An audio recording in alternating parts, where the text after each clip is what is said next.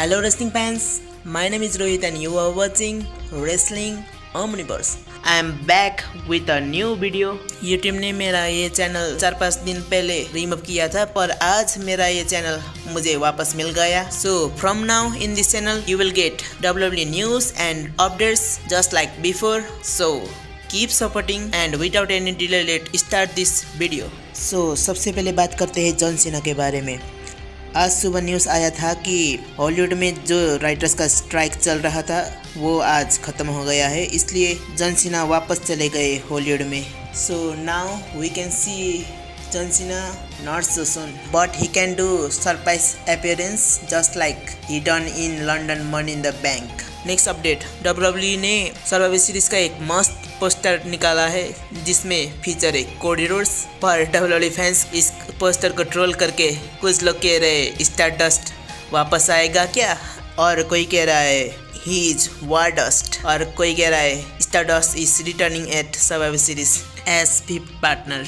Fifth partner की बात निकल ही गई तो अब हम बात करते हैं फिफ्थ पार्टनर जो होगा जजमेंट डे के अंदर. WWE ऑन फॉक्स ने एक पोल डाला है कि would Drew McIntyre be world heavyweight champion right now if he had join the Judgment day.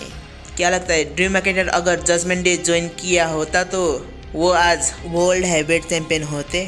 और उस पोल में ज़्यादातर लोग ने यस पर वोट किया है. और न्यूज़ आया है कि सर्वाइवर सीरीज में जजमेंट डे के साथ टीम अप कर सकते हैं ड्रू मैकिंटायर, जो लीड करेगा उन्हें हील टर्न में. क्या आप लोग ड्रू मैकिंटायर को जजमेंट डे के अंदर देखना चाहते हो? You can give your opinion in the form of comment. Now बात करते हैं उनके सर्वाइवर सीरीज के ओपोनेंट के बारे में जो है Cody Rhodes, Seth Rollins, Sami Zayn and Jey Uso. और उनके साथ भी होंगे एक फिफ्थ मेंबर जो हो सकते हैं the wiper Randy Orton.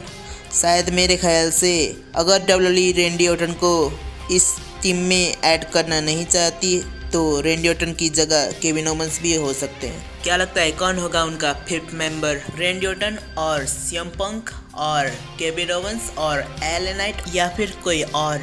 Next news zero news की तरफ से है. उन्होंने कहा कि ये न्यूज़ कंफर्म नहीं है, पर एक बात सुनने में आया है कि WBD करके एक टीवी नेटवर्क है. इस नेटवर्क के अंदर TNT एंड TBS नेटवर्क आते हैं. जिनको नहीं पता, इस TNT एंड TBS नेटवर्क पर अभी AEW का शोज आता है. न्यूज़ ये है कि WBD WWE के साथ बात कर रहे हैं कि 2024 में वो रॉ को अपने TNT और TBS पर लाना चाहते हैं. WBD AEW के साथ रिन्यू नहीं करना चाहती है.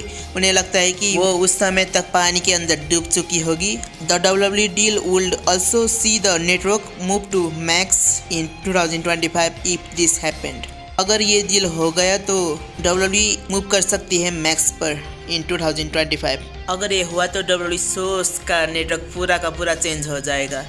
NXT CW पर, स्मैकडाउन USA नेटवर्क पर एंड रॉ हो सकता है TBS और TNT नेटवर्क पर. Now next news elimination chamber के बारे में. WWE ने एलिमिनेशन चेंबर का टिकट सेल पर है ये पोस्ट डाला है, और उसी पोस्ट को रिट्वीट करके एले नाइट ने ये लिखा है कि एडमिट 1. शायद वो कहना चाहते एक जगह खाली रखो. इसका मतलब क्या वो होने वाले हैं एलिमिनेशन चेंबर मैच के अंदर? नेक्स्ट न्यूज़ भी इसी एलिमिनेशन चेंबर के पोस्ट के बारे में है जिसको रिट्वीट किया है हमारे ट्राइबल चीफ रोमन रेंस ने.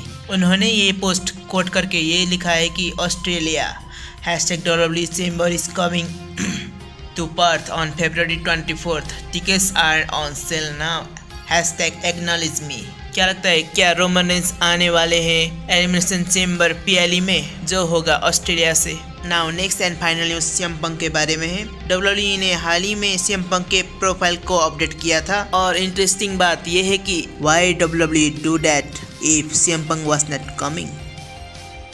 आई think CM Punk will return at Survivor Series. If not then I will look in his eyes and hope what could I see the cult of personality till WrestleMania 40. Okay, this much for today. See you guys in my next video. Keep connecting with me by hitting that subscribe button and turn the notification bell on. Comment down your thoughts and opinions. Bye bye.